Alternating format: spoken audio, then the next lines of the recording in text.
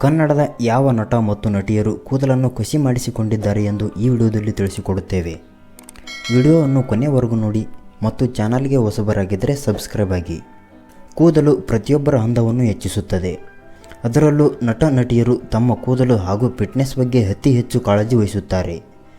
ಹೀಗಿದ್ದೂ ಕೂಡ ಕೆಲವೊಮ್ಮೆ ವಂಶ ಪಾರಂಪರ್ಯವಾಗಿ ವಾಯು ಮಾಲಿನ್ಯದಂತಹ ಸಮಸ್ಯೆಗಳಿಂದ ಕೂದಲು ಉದುರುತ್ತದೆ. ಕೆಲವೊಬ್ಬ ನಟರು ಯಂಗ್ ಎನರ್ಜಿಕ್ ಆಗಿ ಉತ್ತಮ ಕೂದಲು ಹೊಂದಿದ್ದು ನಂತರ ಕೂದಲು ಕಳೆದುಕೊಳ್ಳುತ್ತಾರೆ. ಅಂತಹ ನಟರು ಕೆಲವೊಮ್ಮೆ ಹೇರ್ ಫಿಕ್ಸಿಂಗ್ ಹಾಗೂ ವಿಗ್ನ ಮೊರೆ ಹೋಗುತ್ತಾರೆ. ಇಲ್ಲಿ ಸ್ಯಾಂಡಲ್ವುಡ್ನ ಯಾವೆಲ್ಲ ನಟರು ಕೂದಲು ಕಸಿ ಮಾಡಿಕೊಂಡಿದ್ದಾರೆ ಎಂಬ ಮಾಹಿತಿಯನ್ನು ಈ ವಿಡಿಯೋದಲ್ಲಿ ತಿಳಿದುಕೊಳ್ಳೋಣ. ಮೊದಲನೆಯದಾಗಿ ಹೇಳುವುದಾದರೆ ರಮೇಶ್ ಅರವಿಂದ್. ಕನ್ನಡದ ಎವರ್ಗ್ರೀನ್ ಹೀರೋ ಎಂದೇ ಪ್ರಸಿದ್ಧರಾಗಿರುವ ರಮೇಶ್ ಅರವಿಂದ್ ಎಲ್ಲ ವರ್ಗದ ಸಿನಿ ರಸಿಕರಿಗೂ ಅಚ್ಚುಮೆಚ್ಚು. ಇವರು ಫ್ಯಾಮಿಲಿ ಓರಿಯೆಂಟೆಡ್ ಹಾಗೂ ರೊಮ್ಯಾಂಟಿಕ್ ಸಿನಿಮಾಗಳ ಮೂಲಕ ಅಪಾರ ಅಭಿಮಾನಿಗಳನ್ನು ಸಂಪಾದಿಸಿದ್ದಾರೆ. 58ನೇ ವಯಸ್ಸಿನಲ್ಲಿಯೂ ಯಂಗ್ ಆ್ಯಂಡ್ ಎನರ್ಜಿಕ್ ಆಗಿರುವ ರಮೇಶ್ ಅರವಿಂದ್ ಬೋಳು ತಲೆಯನ್ನು ಹೊಂದಿದ್ದಾರೆ. 90ರ ದಶಕದಲ್ಲಿ ತೆರೆ ಕಂಡ ಅವರ ಸಿನಿಮಾಗಳನ್ನು ನೋಡಿದರೆ ನೀವು ಇದನ್ನು ಗಮನಿಸಬಹುದು. ಆನಂತರ ರಮೇಶ್ ಅರವಿಂದ್ ಏರ್ ಫಿಕ್ಸಿಂಗ್ ಮಾಡಿಸಿಕೊಂಡಿದ್ದಾರೆ. ಇನ್ನು ಎರಡನೇದಾಗಿ ನೋಡುವುದಾದರೆ ಕನ್ನಡ ಚಿತ್ರರಂಗದಲ್ಲಿ ಅತಿ ಹೆಚ್ಚು ಫ್ಯಾನ್ ಫಾಲೋವರ್ಸ್ ಹೊಂದಿರುವ ನಟ ಅಂದರೆ ಚಾಲೆಂಜಿಂಗ್ ಸ್ಟಾರ್ ದರ್ಶನ್. ಆರಂಭದ ಸಿನಿಮಾಗಳಲ್ಲಿ ದರ್ಶನ್ ಅವರಿಗೆ ತುಂಬ ಕೂದಲಿತ್ತು. ಆದರೆ ಇತ್ತೀಚಿನ ದಿನಗಳಲ್ಲಿ ಅವರ ತಲೆಗೂದಲು ಉದುರಿದ್ದು ಮುಂಭಾಗದಲ್ಲಿ ಬೋಳಾಗಿದೆ.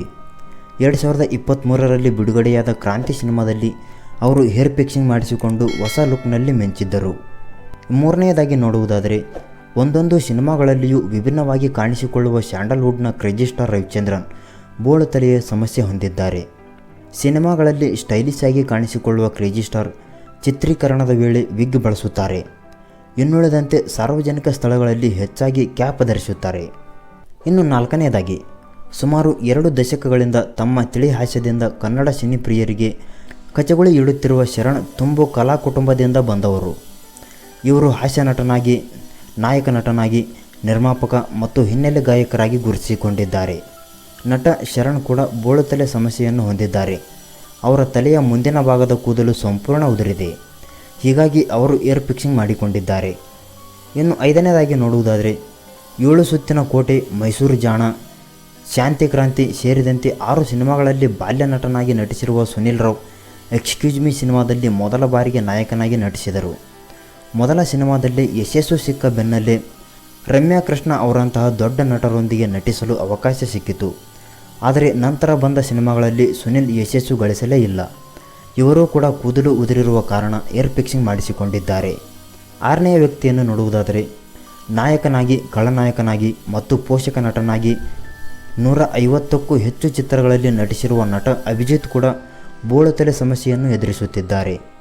ಹೀಗಾಗಿ ಅವರು ಕೂದಲು ಕಸಿ ಮಾಡಿಸಿಕೊಂಡಿದ್ದಾರೆ. ಸದ್ಯ ಅವರು ಜಿ ವಾಹಿನಿಯಲ್ಲಿ ಪ್ರಸಾರವಾಗುತ್ತಿರುವ ಸತ್ಯ ಸೀರಿಯಲ್ನಲ್ಲಿ ಪೋಷಕ ಪಾತ್ರದಲ್ಲಿ ನಟಿಸುತ್ತಿದ್ದಾರೆ. ಈ ವಿಡಿಯೋದ ಬಗ್ಗೆ ನಿಮಗೆ ಏನೆನಿಸುತ್ತದೆ ಕಮೆಂಟ್ ಮಾಡಿ ಮತ್ತು ವಿಡಿಯೋ ಇಷ್ಟ ಆದರೆ ಲೈಕ್ ಮಾಡಿ.